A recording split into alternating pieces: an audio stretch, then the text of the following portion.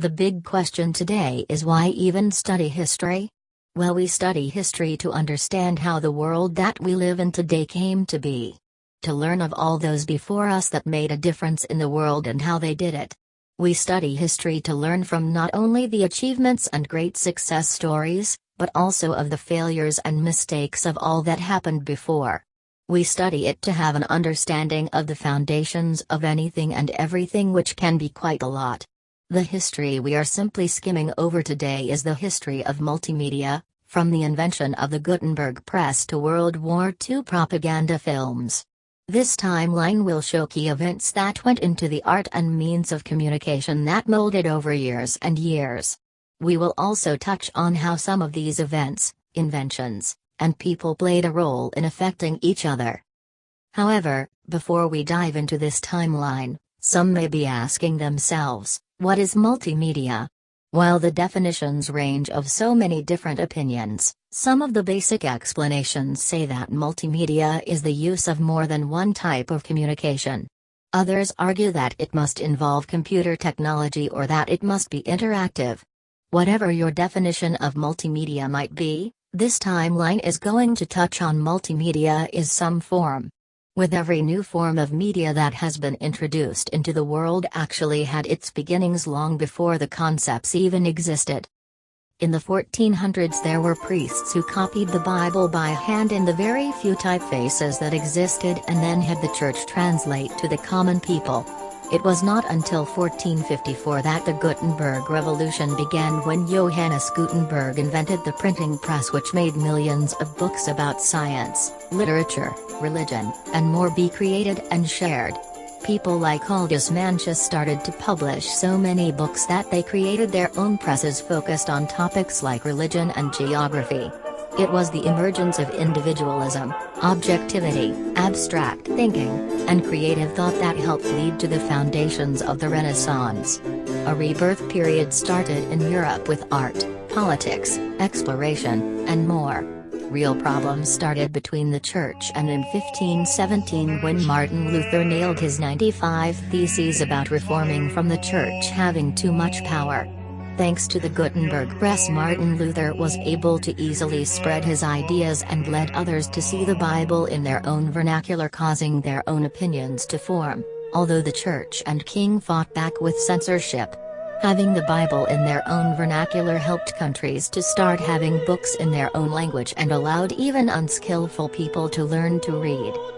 Once reading became more common, newspapers were established, like the first newspaper in Germany, 1631. Some King James Bibles were published that had an error leaving out a "not" in "thou shalt not commit adultery," which led to them being destroyed by order of the King of England.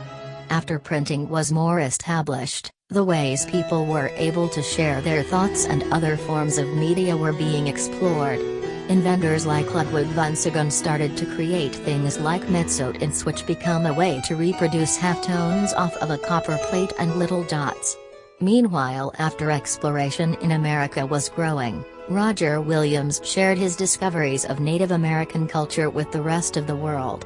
The active readers of newspapers lead to newspapers, advertisements, and magazines. The first coffee ad even made claims of how coffee could help with headaches and coughs. In 1663, the German Literature and Philosophy magazine established that there was a market for target audiences. The U.S. joined the craze of marketing when the first newspaper ad for Oyster Bay real estate came out in 1704.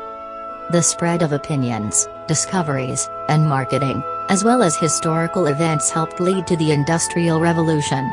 Mass production of most things and items became more prominent, especially in places like America. By 1775, the American Revolution started when the colonies wanted freedom from English rule after individuals like that of Thomas Paine pushed their publications as propaganda against England. War times created the need for information to be spread faster, which is why the U.S. Post was invented and inventors tried to create new ways of communication. While many failed, it was their collective work that helped lead to inventions such as the electric telegraph in 1837. Not only did people need means to communicate news fast, but people wanted to see what was happening in the world as well. In 1839, after years of studying and experiments, Louis-Jacques Daguerre created the first successful photographic process. It was not until the Crimean War between Russia and the Ottoman Empire that war photography really broke out.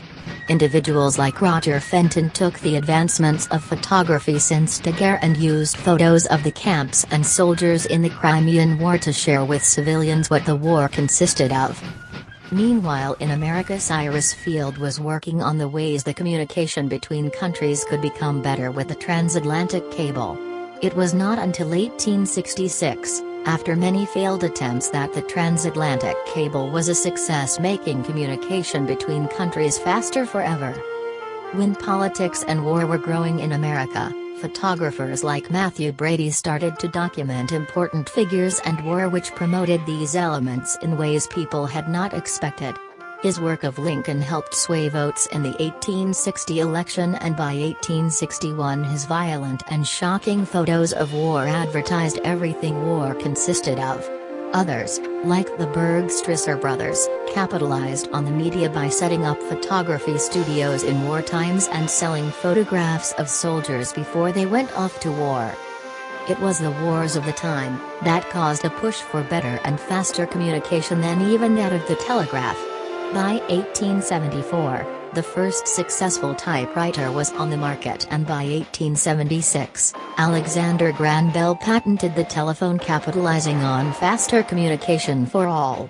It was inventions like the telephone and basic radio communication invented by Marconi that changed the way people shared news and opinions. Even culture was explored more in depth through the art of photography done by Edward S. Curtis, who spent years of his life dedicated to Native American culture. Taking photos was only an art to few who could afford it until 1900, when the Kodak Camera Company came out with the Brownie camera, which made taking photos accessible to anyone who had $1. Their slogan, "You push the button, we do the rest," captured how they marketed how a form of media that was once impossible and then expensive became an art form anyone could be a part of. Ideas like that only spread more often and faster, with the Trans-Pacific Cable being laid in 1903, connecting more countries, and by 1906 radio communication became public use, which opened the doors to sharing news and opinions in a new fashion.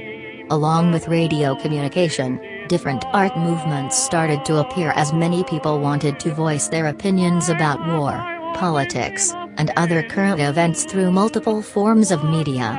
The Dada movement of the 1960s was an example of this, when artists' pieces expressed nonsense and incongruity after World War I. Marcel Duchamp's piece in 1917 titled "The Fountain" was an upside-down urinal which called people ask, "What is art?" Man Ray used influences from the Dada movement, along with Cubism, Futurism, and Surrealism, to create many of his own painting and film pieces.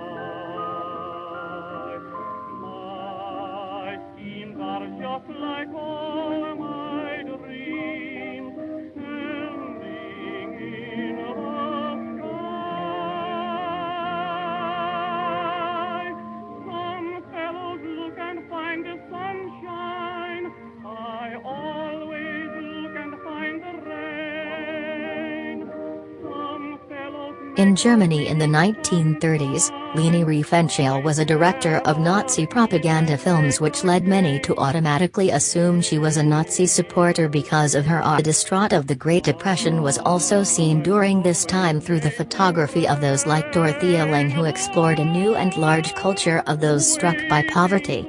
By 1941, America was attacked when Pearl Harbor was bombed.